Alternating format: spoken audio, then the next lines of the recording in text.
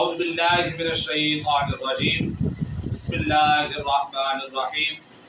السلام علیکم ورحمۃ اللہ تعالی وبرکاتہ۔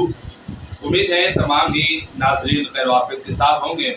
ایک بار پھر آپ حضرات کی خدمت میں ایک نئی ویڈیو کے ساتھ حاضر ہیں۔ تو آج ہم اس بزرگ ہستی کا ذکر خیر کرنے لگے ہیں جو علمی اور روحانی شخصیت ہیں، عالم باعمل ہیں، صوفی بزرگ ہیں۔ میری مراد محافظ ناموس رسالت، قاطع نجدیت، حضرت علامہ مولانا پیر سید مہر علی شاہ صاحب نور اللہ مرقدہ۔ آج 29 صفر المظفر آپ کا یوم عرس منایا جا رہا ہے۔ آپ کی ولادت باسعادت یکم رمضان المبارک 1275 ہجری میں پاکستان کے شہر راولپنڈی پنجاب میں آپ کی ولادت باسعادت ہوئی۔ پھر اسی طرح سے آپ کا سلسلہ نسب 25 واسطوں کے ساتھ حضرت سیدنا غوث اعظم رضی اللہ تعالی عنہ سے جا ملتا ہے، اور پھر 36 واسطوں کے ساتھ تقریباً کم و پیش آپ کا سلسلہ نسب حضرت سیدنا امام حسن رضی اللہ تعالی عنہ سے جا ملتا ہے۔ اسی طرح سے اگر ہم بات کریں آپ کے بچپنے کے عالم کی، تو آپ بچپن ہی سے بڑے ذہین تھے۔ آپ کی قوت حافظہ کا عالم یہ تھا کہ جب آپ ناظرہ کلام پاک پڑھنے کے لیے جب پہنچے، تو جب آپ ناظرہ کلام پاک پڑھا کرتے تھے تو کسی کے کہے بغیر آپ اسی ناظرہ سبق کو حفظ کر لیا کرتے تھے، اسے زبانی یاد کر لیا کرتے تھے۔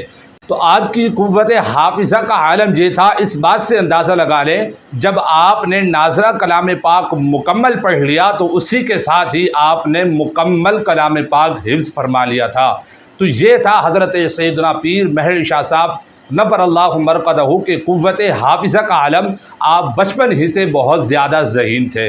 اسی طرح ایک بہت ہی خوبصورت واقعہ جو میں آپ حضرات کے سامنے پیش کرنے لگا ہوں، حضرت پیر سید مہر علی شاہ صاحب رحمۃ اللہ تبارک و تعالی علیہ، آپ بچپن ہی سے نہ صرف ذہین تھے بلکہ بچپن ہی سے آپ سخی بھی تھے۔ جب آپ زیر تعلیم تھے تو جو آپ کے گھر سے ماہانہ جو آپ کو اخراجات خرچہ جو ملا کرتا تھا، تو وہ خرچہ تمام کا تمام طلباء غریب جو تھے ان میں آ کر تقسیم فرما دیا کرتے تھے، اور خود آپ کئی دنوں تک روزہ رکھا کرتے تھے اور فاقہ کرتے۔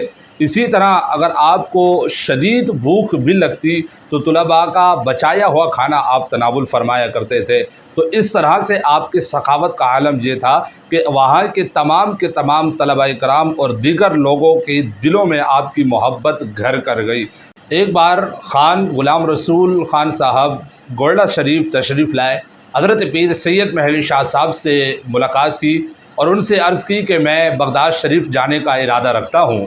تو آپ رحمۃ اللہ تبارک و تعالیٰ نے ارشاد فرمایا کہ اگر ان کی مہربانی ہوئی تو تمہیں یہی زیارت ہو سکتی ہے۔ تو بس یہ کلمات کہنے کی دیر تھی کہ حضور سیدنا غوث اعظم رضی اللہ تعالی عنہ کی اس خان صاحب کو جاگتی ہوئی آنکھوں سے اسی وقت زیارت سے وہ خان صاحب مشرف ہوئے۔ تو اسی طرح سے ماہ صفر المظفر کی آخری ایام چل رہے تھے۔ حضرت پیر سید مہر علی شاہ صاحب آپ کو 3 دن تک مسلسل زکام اور معدے بخار کا عارضہ لاحق ہوا، جو کہ یہ مسلسل 3 روز تک جاری رہا۔ آپ کے رفقا جو اس وقت وہاں موجود تھے، آخری دن جو آپ کے لبوں سے جو آپ کی زبان مبارک سے الفاظ نکلے، لفظ اللہ نکلا اور آپ کا پورا جسم کانپ اٹھا، جس کی وجہ سے آپ کی روح پرواز کر گئی اور آپ دنیا فانی سے رحلت فرما گئے۔ اسی طرح سے آپ کا وصال مبارک 29 صفر المظفر 1356 ہجری بروز بدھ کو آپ دنیا فانی سے رحلت فرما گئے۔ اللہ تبارک و تعالی کی پاک بارگاہ میں دعا کرتے ہیں کہ رب ذوالجلال ان کے صدقے سے ہمارے گناہوں کو بھی معاف فرمائے اور ان کی تعلیمات سے ہم سب کو مستفیض ہونے کی توفیق عطا فرمائے، ان سے فیضیاب ہونے کی توفیق عطا فرمائے، ان کے نقش قدم پر چلنے کی رب تعالی ہم سب کو توفیق عطا فرمائے۔ آمین آمین وما علینا الا البلاغ المبین۔